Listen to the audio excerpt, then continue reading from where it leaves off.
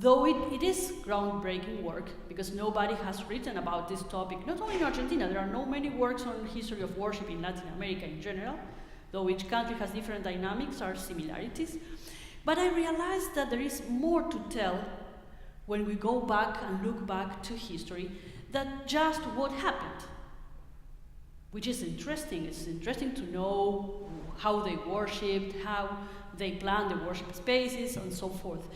But what I wanted to explore also was the meaning and how these worship practices shaped a particular understanding of what was, or what is to be a Christian in a country where the majority of the people were Roman Catholics. So how also worship played a role in this identity shaping as a different form of Christianity, or even with all the tensions in what it meant to be Christian.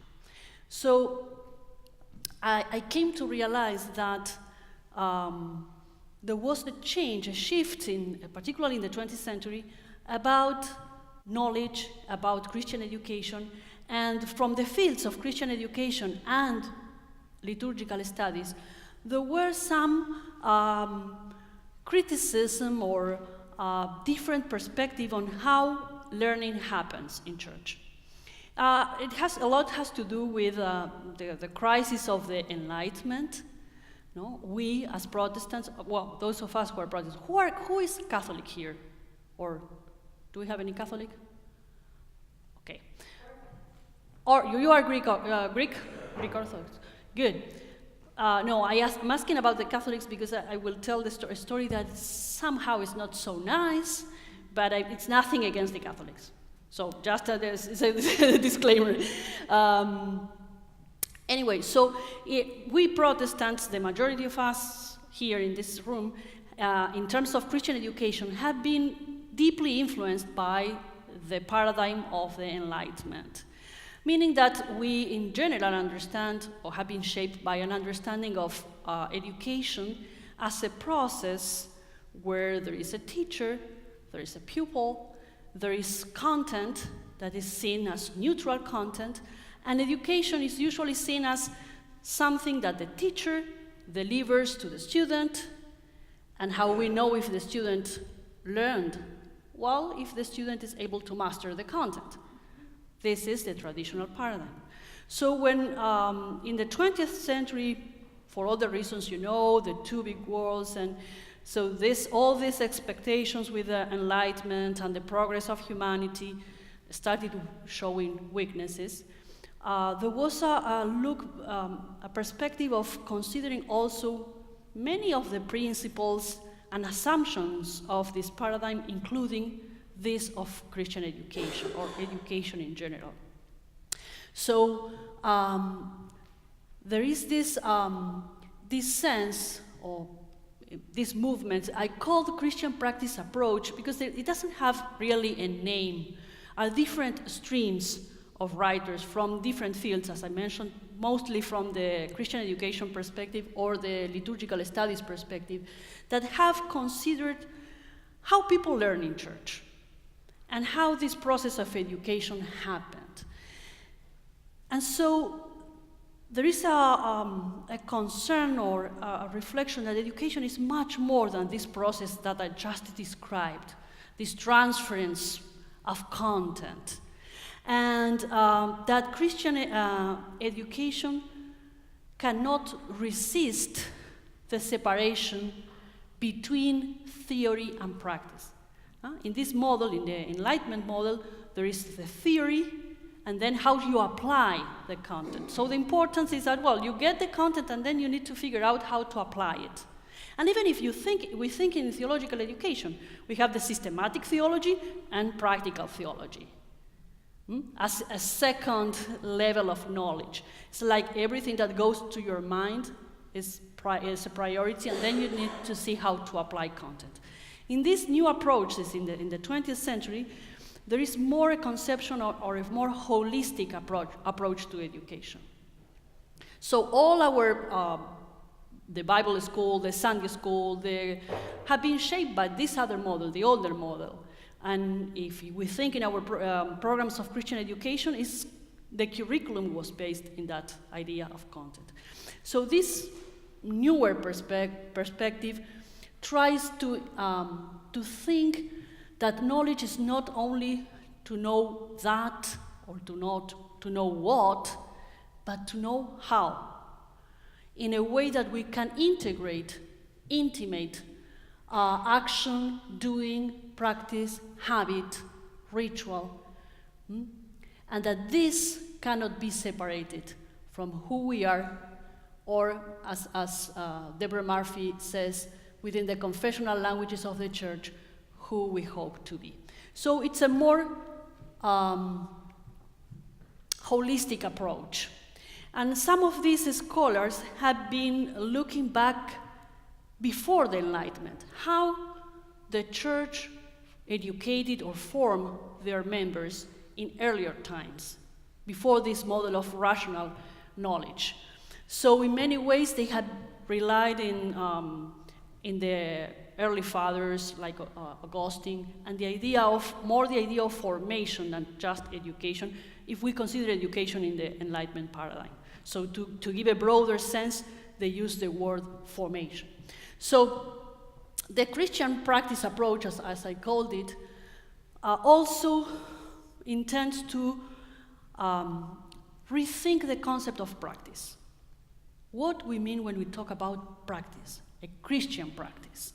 So Christian practices, and this is one of the definitions, there are differences, because as I said, people come from different fields, but it's the idea that practices are patterns of cooperative human activity through which life together takes shape over time in response to and in the light of God as known in Jesus Christ. It's a very good quote from this book by Dorothy Bass. So the idea that a practice is a communal activity. To be a Christian practice, it has to have this component of cooperation. And it doesn't mean that we have to do a practice all the time together at the same time. It's not about group activity. For instance, in this perspective, prayer is considered a practice, no matter if we pray alone at home, because even when we pray at home, we are praying as part of the body of Christ. So it's considered a communal practice.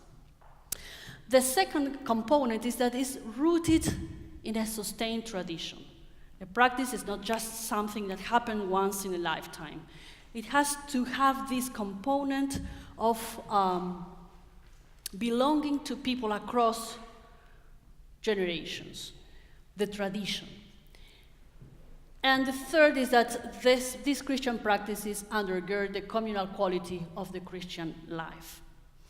You will see, then I will use my research on history to show how these practices shaped the identity of this group. And the idea is that you can take with you some questions and some reflection on how formation is happening in your own worshiping communities.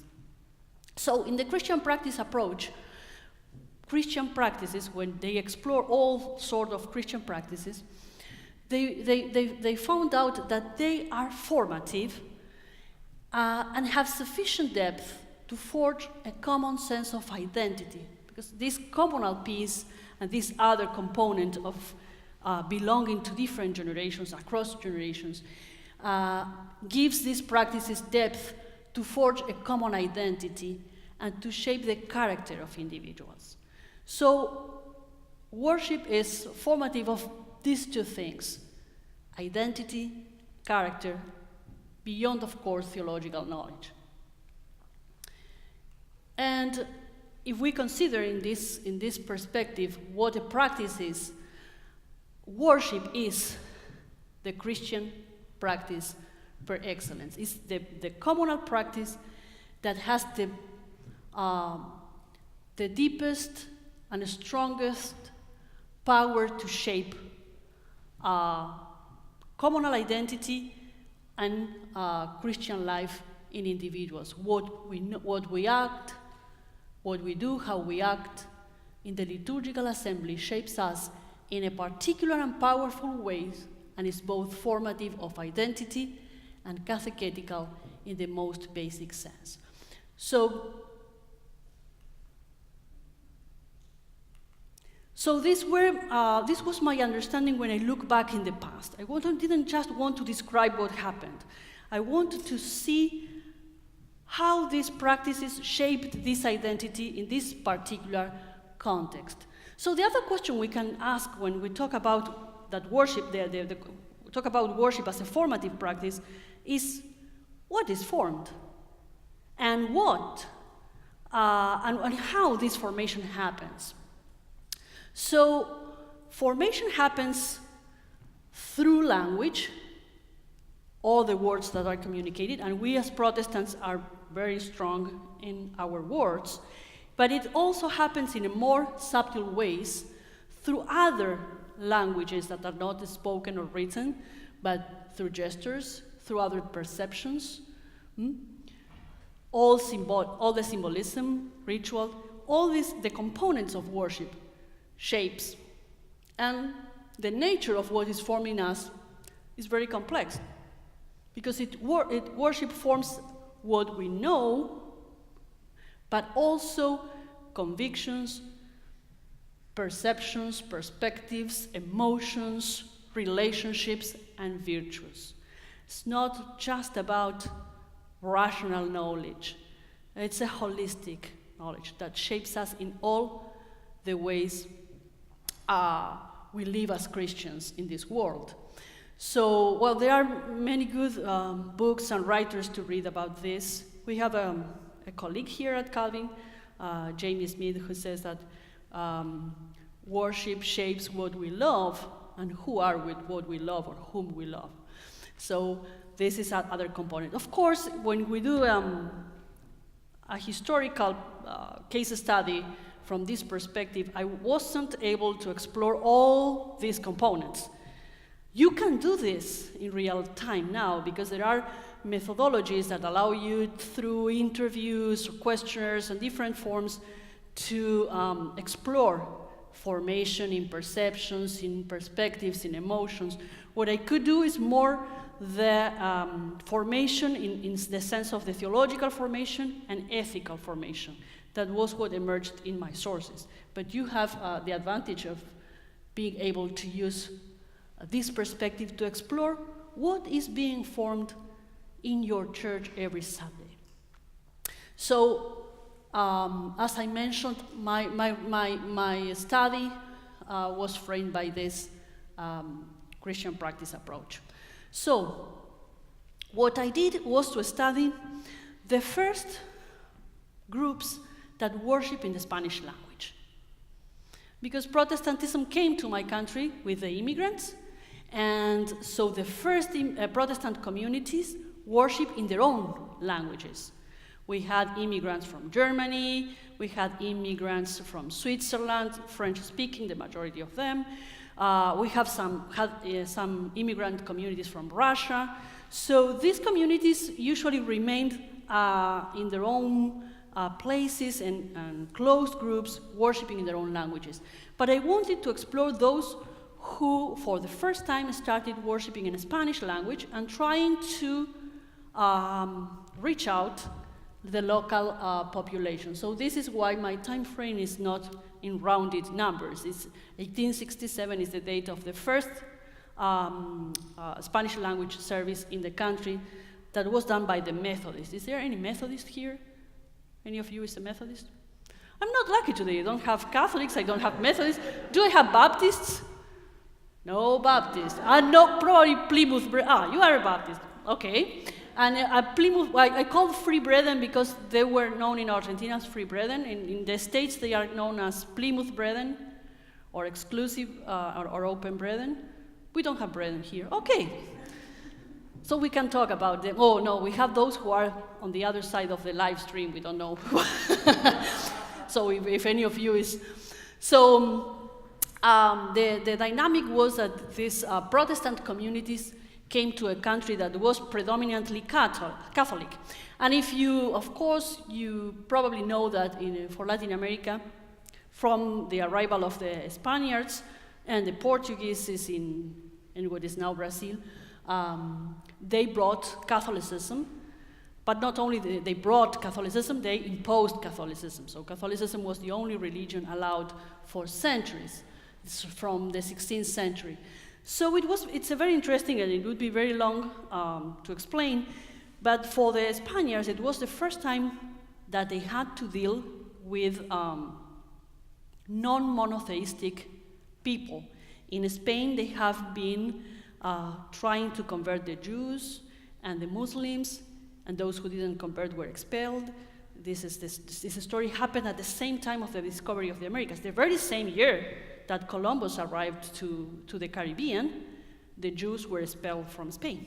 This happened all in 1492. So all this shaped the way Christianity came to Latin America and later to my country, a few decades after Columbus arrived to the Caribbean. So when they came, they didn't know exactly how to evangelize or Christianize non-monotheistic people or pagan people. And so it was a very complex process of Christianization. The Catholicism we received or came to Latin America was pre-Tridentine, or before the Counter-Reformation. So it was more medieval, it was Baroque, and I mentioned the patronage because it was a Catholicism that was ruled by the Spanish king, not by the Pope. The head of the church in Latin America was the king, and he was the one who decided, named the bishops, and so forth. And of course, the Inquisition we had also was the Spanish Inquisition.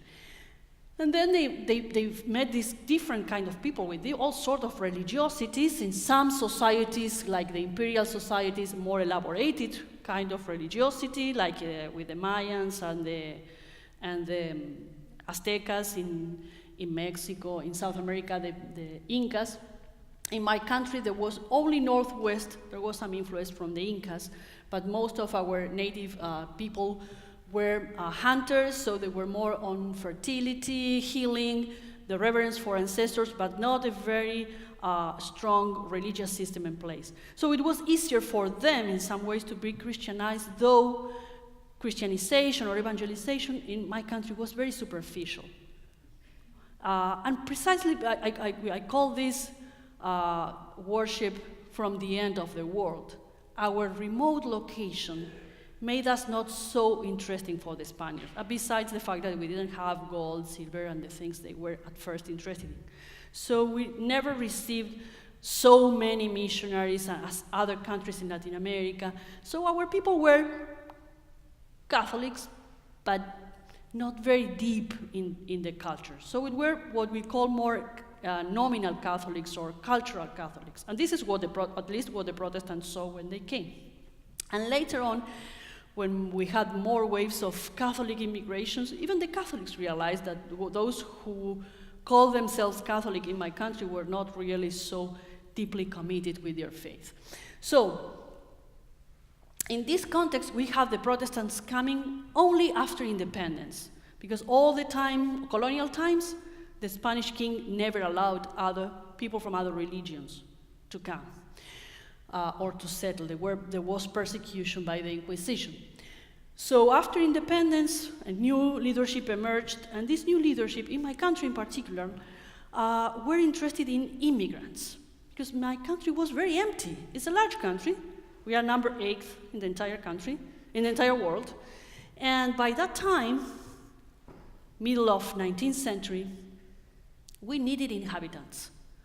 So these governing elites who were very fond of the French Revolution and the American Revolution, they look at your country very much, and they said, well, we need immigration, but we need European immigration.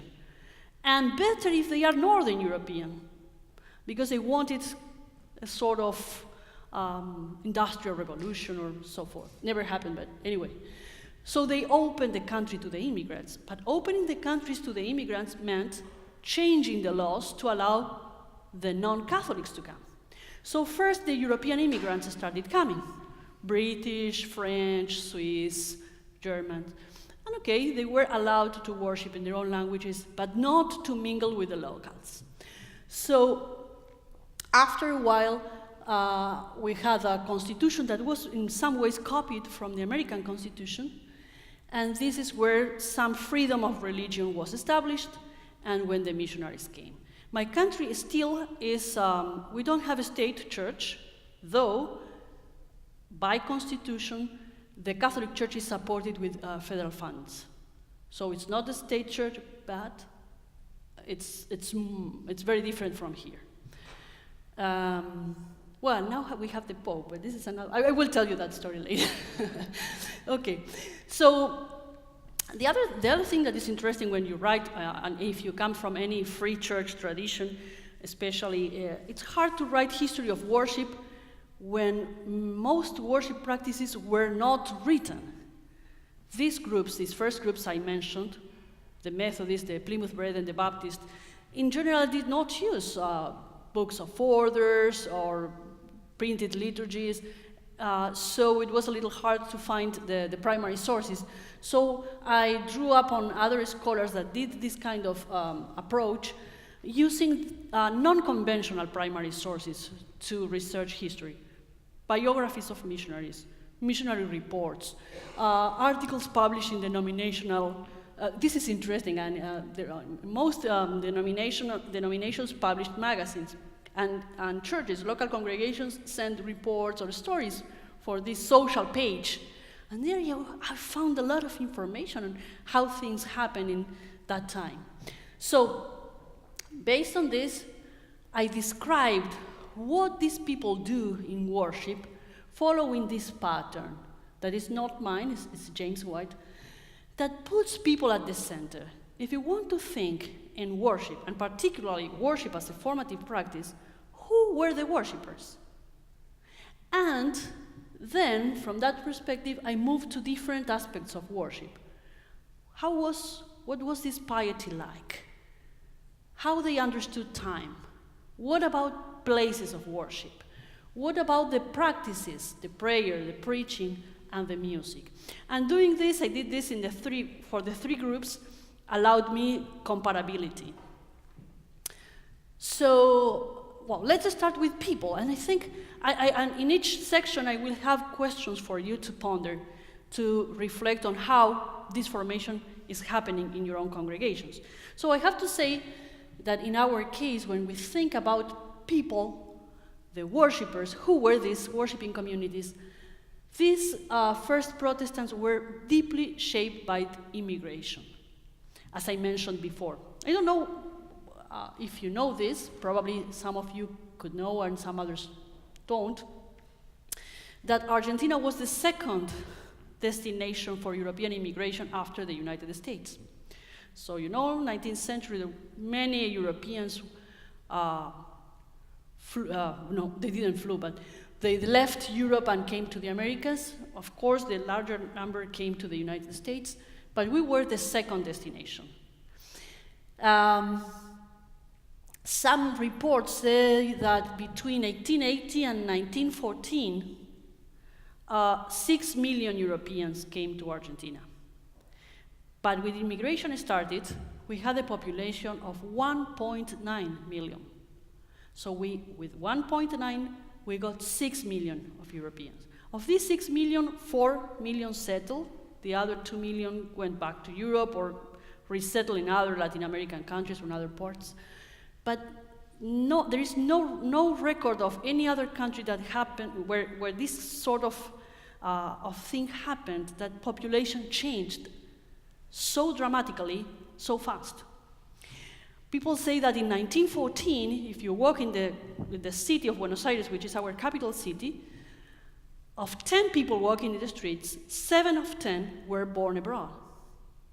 So this means a lot of changes in all the senses, in culture, in ethnicity. Most of us are the children of different kind of Europeans. But also, this opened the door to the missionaries and the Protestants to reach out these newcomers. And if you have lived in a different country any time in your life, and I'm living here, when you move to a different country, you have already made a first decision, that is to change your life. So you are more open to change than traditional societies. So the first converts of these groups, the Methodists, the Baptists, the Plymouth Brethren, the first converts were immigrants. The majority of the converts, the majority of the new Protestants were not only immigrants because they were immigrants or foreign missionaries, but also because the first converts were also immigrants. So there was a few locals reached out, but the majority were not. And especially one of the things that attracted these new immigrants to the Protestant churches is that the majority of our immigrants came from Catholic countries. We had the Germans and the people from Switzerland and the British, but the majority of our immigrants were from Italy and from Spain. And those who made this shift to becoming Protestant came very disappointed of the Catholic Church in their own countries. So one of the things that attracted them to our churches were that they disliked the Catholic Church. And as the speech, the worship practices were anti-Catholic, as I will describe, this attracted these people. So this is very important to understand the piety of this first group that converts. So these are pictures and from all this, not very different probably from the pictures in Ellis Island. And you see, these people in general were poor.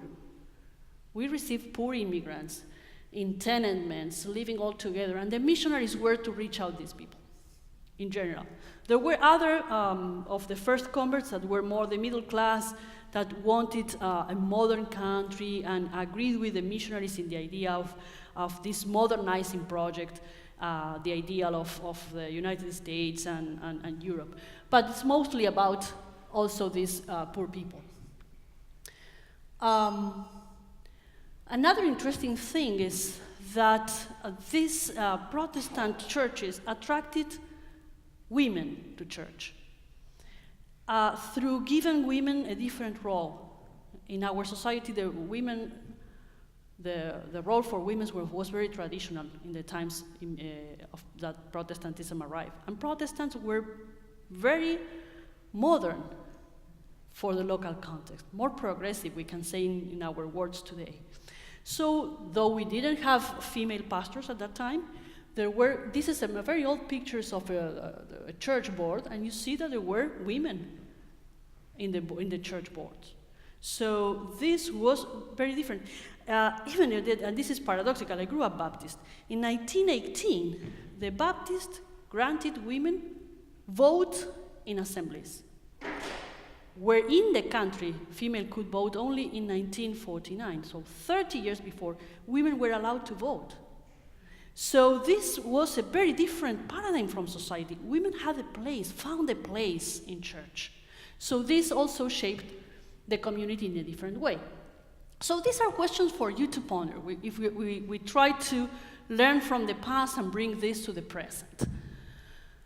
What about your worshiping communities? If we want to see how formation happens, or what kind of formation is happening in our churches, the first thing is to ask questions about who we are. What is the composition of your church? In age, gender, race, social class, what roles are expected from and exercised by different age, gender, racial groups? Is any group excluded? And I mean also in the worship service, who are leading the worship? How the worship services reflect the community? How do people occupy the space? Who pray, who pass the peace, how testimonies are shared? And what about the newcomers, the visitors? So these are very good questions to start thinking about our own worshiping communities.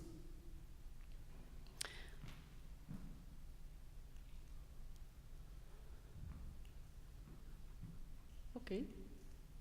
So the second aspect is piety. The piety is the ways people relate to God and to each other. And this piety is both formed by liturgy and forms base disposition that shapes the experience of worship. It's a two-way street. So in my research, conversion was the core of this piety. All worship services were planned around conversion. Conversion understood as a rupture between a past life and a new life. This is key. And through conversion understood also as these newborn people, having a new identity. And if you think this and link this with who were the worshippers, it makes sense. These people already were trying to build a new life. So this piety of, well, now you are a new creature, was very attractive for this sort of people. And of course, the other thing, identity shaping, is that now you have a mission. People were converted to have a mission, and the mission is to save other souls, especially counteracting the harmful influences of the Catholic Church. So this is another sort of questions for you to ponder.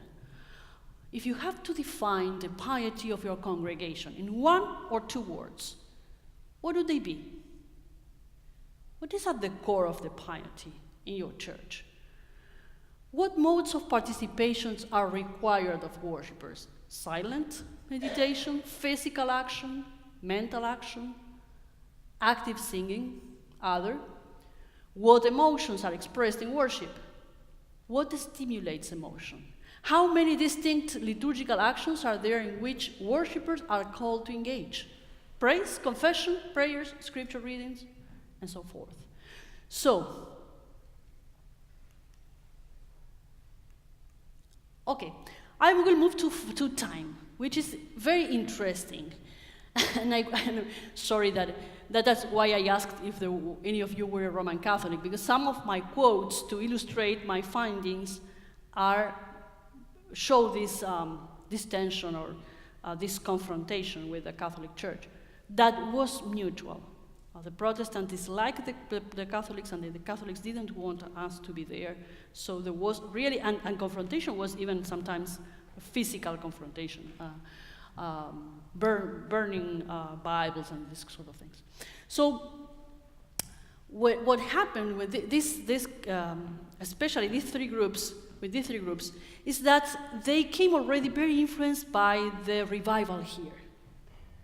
You all know your history, so in the revival, all this sense of the camp meeting that disconnected worship from the traditional use of the Christian calendar. So where these people came to the south, and the context was very much influenced by the Catholic Church, and there were a lot of festivities, the saints and the virgins, and every week a different celebration in different regions, and also a main feast that was Carnival. And for the Protestant missionaries, and Carnival was terrifying. So it's interesting, and in this quote you see is from 1878. While the Romanist occupies the entire year touring his calendar of saints, keeping only a fragment of the week for Christ, the Christian is always thinking of him who is all in all. So you see here the language of confrontation. No? They call the Catholics the Romanists and themselves the Christians. So they didn't even consider the Catholics the Christians. But also the rejection of all sort of calendar made that these communities only kept Holy Week and Christmas. And the rest was dismissed. Even Lent, because as Lent starts after Carnival, and they didn't want to do anything with Carnival, Lent season was just shortened to the Holy Week. We call Holy Week, in some countries, still in Latin America, it's a holiday the entire week, which is good, but it's not our case here. So there are many references that Christians could not participate in any kind of social involvement with Carnival, with any sort of festivity. And that time was centered in the Lord's Day. The most important thing for this community was Sunday worship. And then even it was a time where many laws were passed, many bills, and so the Protestants engaged in having Sunday as a day of rest. And every Sunday was an opportunity to celebrate the resurrection and to preach salvation. So in my findings about time, I also described time in the rites of passage: baptism, the Lord's Supper, marriages, funerals, how the community did the worship in these opportunities. So as you will see in this picture is from 1920s, the majority of these groups baptized adults. And baptism was done by immersion in general, except for the Methodists, who were the only of these three groups that baptized children. And the Methodists were the only ones who recognized Catholic baptism. The other groups rebaptized. And also there were discussions and conversations in the sources about the age, at what age people should be baptized. And usually they require people were under even 21 years old, so fully adults. And there you have this quote, because the main idea of baptism for these groups was the image of baptism as a tomb. I don't know in your case which is the main image for baptism. So even the language, they say, so-and-so was buried in the waters of baptism. This is the sort of language. In one of these magazines that tell these stories from churches, there is a story that caught my imagination, because it's a story that happened with the Plymouth Brethren in northwest Argentina. So there was this drought. The church wanted to do baptisms, but there were no water. So what they did, not having a river to baptize, and there were no baptistries, is to dig a big hole in the middle of a field. The congregation went there an early morning on Sunday, dig a big hole, and when water emerged, they kept digging, and when they had enough water to do the baptism, they put a sort of fabric covering the mud, and in these waters, they baptized. And the missionary who is writing the story says, this really looked like a tomb. No, you see, can you imagine these people in northwest Argentina, some of them natives, looking this sort of baptism and this teaching? You are buried with Christ and resurrected with Christ. So these sort of images shape the imagination of people. And these are really newborn Christians, even in this case, born from the earth. So these were the teachings. So it's, again, an invitation for us to reflect on how we keep time and how formation happens through the way we keep time. What is the sequence of actions at your home church? Are there variations in the order? Who is responsible in case there are variations of them? How baptisms are celebrated? What we are communicating in symbolism, in ritual, in a very subtle way. What we communicate beyond the words during baptism. What about the Lord's Supper? Which is the preferred name? We use different names. Is it communion, Lord's Supper? It is Eucharist. In my context, it was Lord's Supper. Nothing that sounded Catholic. So all this other language was rejected. Who presides? Who partakes? Do people go to receive the elements, or do the elements come to the people? Huh? You can say, well, it's different. If you have to go, some people say, well, there is a positive side. You have to be open to receive God's grace. But other people would say, well, but it emphasizes in some sort of way works, while when the elements come, could emphasize that Jesus is coming to us.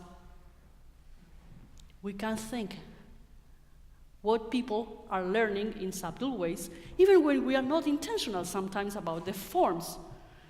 Sometimes it's just because this is our tradition, but there are meaning. We are communicating meaning in all the things we do. And we can ask the same questions about marriage. And I didn't have time to, because I have just my hour. So, but it's fascinating to see how marriages were done in a different way, and the idea that, all the teaching, especially not marrying an unfaithful, this is sort of language, how burials were done. Funerals were fascinating because as all opportunities linked to time were used for evangelization. So there are stories that tell that in a Catholic country in that time, people used to put candles around the coffin. That was the tradition of the Catholics. The Protestants rejected they didn't want any candle. They don't need candles. They are already with God. They don't need to be enlightened by anything. So instead of putting candles, they put Bible texts. I am the resurrection and the life, these sort of things. They sang in funerals, in the cemetery. And there are stories about one person that died and was buried this very same day of the day of the death. So all these women were crying in different parts of the cemetery, and the Protestants were singing hymns. So this sort of experiences shape the identity of not only of a theological understanding of life and death and resurrection, but also the identity, this is who we are, and we are not like these other ones. Places of worship also were very different Protestant places from Catholic places. I'm sorry that the quality of the pictures are not good. These are all pictures from, this is a Methodist church. And as you will see, everything is very austere, nothing to do with the large Baroque or other neo-Gothic Catholic churches. Very designed as lecture halls. You see the pulpit and the Bible.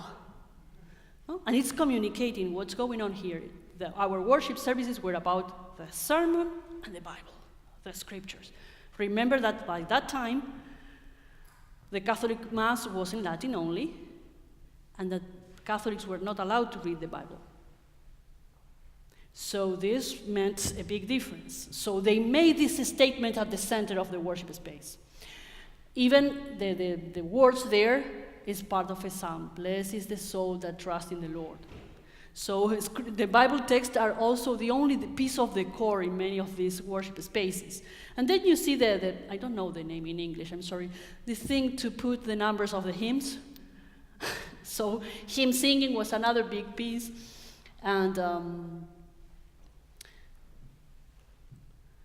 then this was the first Baptist chapel by the Southern Baptists, the American missionaries. We had the European Baptist also. And it's, extreme. It's an extreme if you compare this with the beauty of arts and colors of the Catholic churches. They went too farther to the extreme. And I cannot even tell about the Greek Orthodox. No? You have beautiful worship spaces with all sort of images. You can imagine this. So at a certain point, even the missionaries say, well, I think we believe that we have gone too far in reaction to the other extreme of the pompous building of the Romanism. It's not necessary that our temples consist of bare walls. So there was a process of reflecting, well, come on, we need to come with something more stylish and to communicate a different thing. But overall, the approach was very pragmatic. The worship space was designed as a preaching hall. This is a place for preaching. And it needs to be nice in order to attract more educated people. So it was not about the concept of what we are communicating with the building, how the building shaped the community. It was more about what works. And this is part of the American influence we had, what works. And it's interesting for us to reflect also on our own places. So, well, this is a Methodist church. You see now, we have improved now in the architecture of the church. This is still is in place. And this has been a historical building in other senses. For those of you who knew that we went through a very ugly dictatorship in the 80s, and that there were people that were missing, kidnapped by our army. And well, this is the church where the mothers of Plaza de Mayo, this movement of mothers who were looking for their children, gathered for the first time, because the Methodists were the only ones who opened the doors for these women. So this has a historical meaning, this church. And these are you will see the difference. In the cities, Protestants tended to build more refined buildings.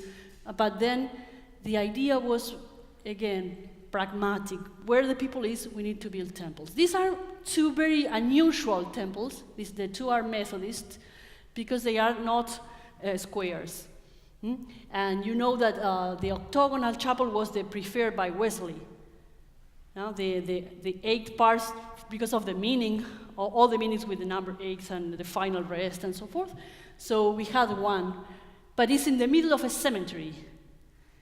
And it talks about the 8th day, the day of rest with Christ. So this was intentionally designed with meaning. And the Plymouth Brethren were the first in not even using traditional sanctuaries, going outdoors. Outdoor preaching was not started by the Pentecostals.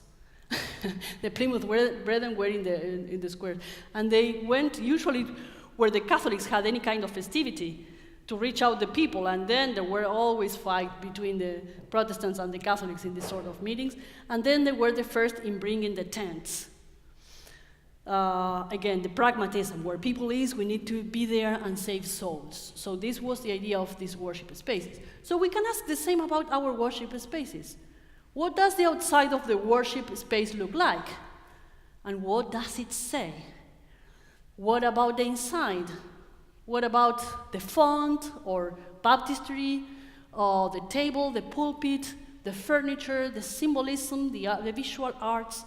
Everything in the worship space also forms the imagination. Last year, I taught a class on worship and culture, and I took my students from Calvin Seminary to the Greek Orthodox Church, and we were in a conference on icons, and we explored the place. So we needed still to learn, because we are very much shaped by this concept that the worship space was mostly for preaching and not so, very iconoclast in some ways in our tradition. So on prayer, all sorts of fixed prayers were rejected, were considered ritualistic, were considered vain repetition, and they opposed the concept of vain repetition to sincerity. So anything fixed, anything memorized was not sincere.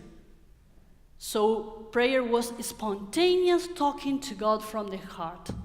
And this is still even today. Even if you go to Presbyterian churches, or you will see that except for the Lord's Prayer, there is resistance still to use fixed prayers. And there was opposition to any use of penitential use of the Lord's Prayer. Again, the idea that not only the confession of sins to a priest, but also the penitential use.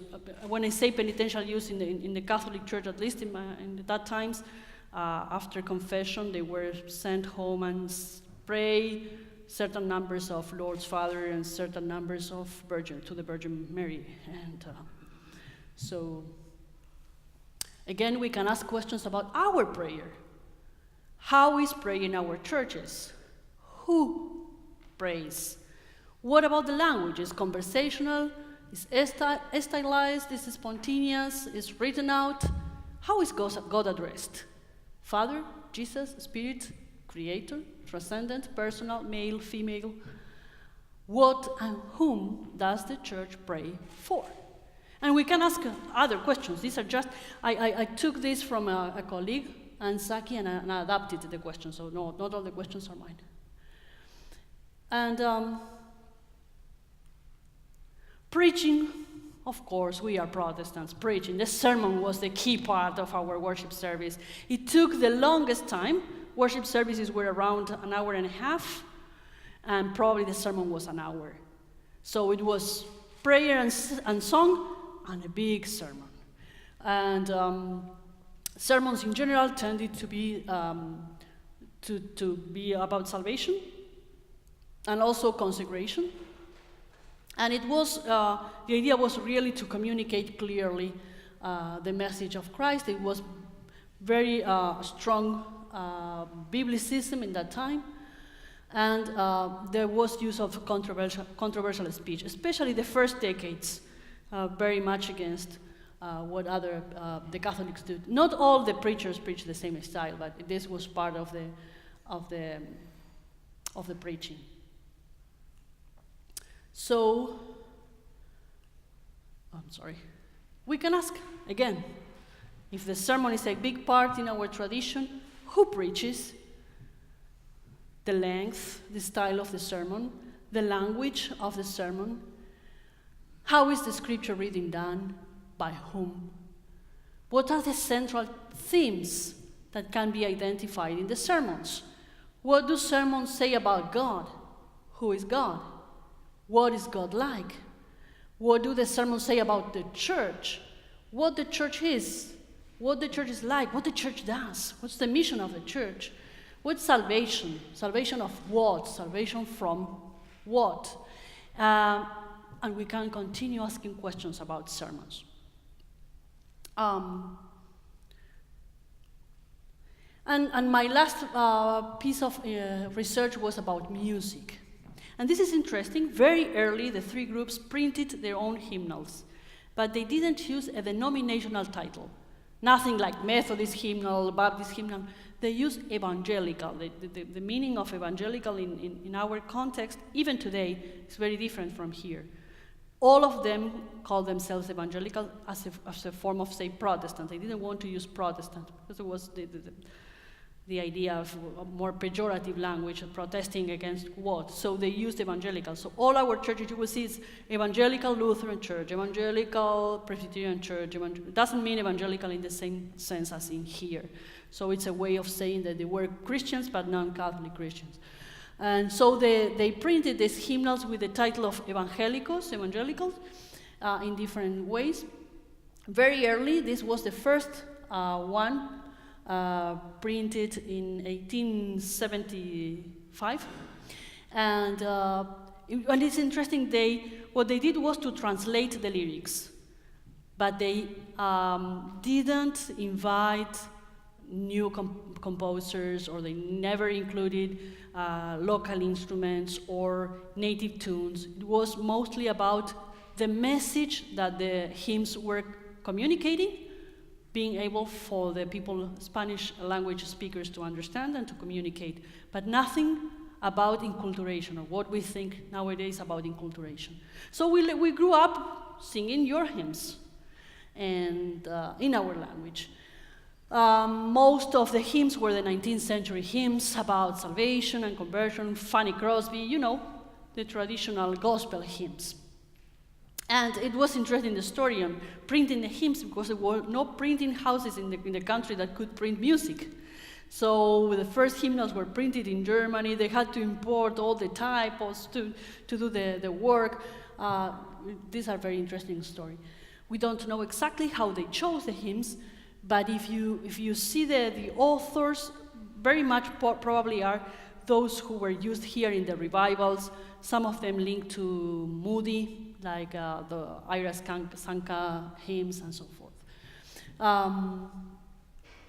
So again, a lot of questions about the music we use and how the music shapes our faith in our churches. Which are the instruments we use, if there are used? Who leads worship? Is a pastor, is a band, is a choir, are dancers or not, worship team? Are multi-generational? Or we can ask, are multiracial? Is technology used in worship? How, when? What about cultural traditions reflected in the music? Which traditions? How? We can ask more questions. How we introduce new songs? Who decides which new songs are introduced? Do you see any non-local influence in the way people worship? If yes, give examples. Who are the songs addressed to? Are songs addressed to God? Are addressed to other people? Who speaks in the songs? I or we? What are the songs about? What do they say about God? What do they say about the church? What do they say about society, mission, salvation, and so forth? So there is also a lot of questions we can ask about what we sing. So in my analysis, after doing all this research very synthetically, I found that the theology of these worship practices were typical of 19th century evangelicalism. Biblicism, Christocentric, about the cross. Doctrinal formation was fundamentally Christocentric. There is no much mention to the Holy Spirit. This will come later with the rise of Pentecostalism in my country. The strong image of Jesus or Christ is Christ as Redeemer, Christ as the Savior. So it's very soteriological. It's everything about the salvation work. The theology was vividly anti-Catholic. Personal morality was expected. This is also very strong in the sermons, in the songs. People were born again, and now they need to live as true Christians. So it was very strict in the terms of ethics. The life had to testify true conversion, and this meant the abandonment of all kind of sinful habits. And this could mean what we understand as sinful habits today, but even social habits, like not attending entertainment and so forth. And social ethics was not so strong, it was more individualistic, but included the perspective that the society would change through the change of individuals. And that sanctification and regeneration were the main tools for social transformation. So they thought that if everyone was converted in this sense, the country would change. There were some social initiatives. I won't say that it was completely disconnected, but it was a lot about individuals' morality. So I would love to see how you answer your own questions and what conclusions you arise after your own reflection on what is being formed in your churches and what kind of Christians are being formed through the worship practices in your own communities.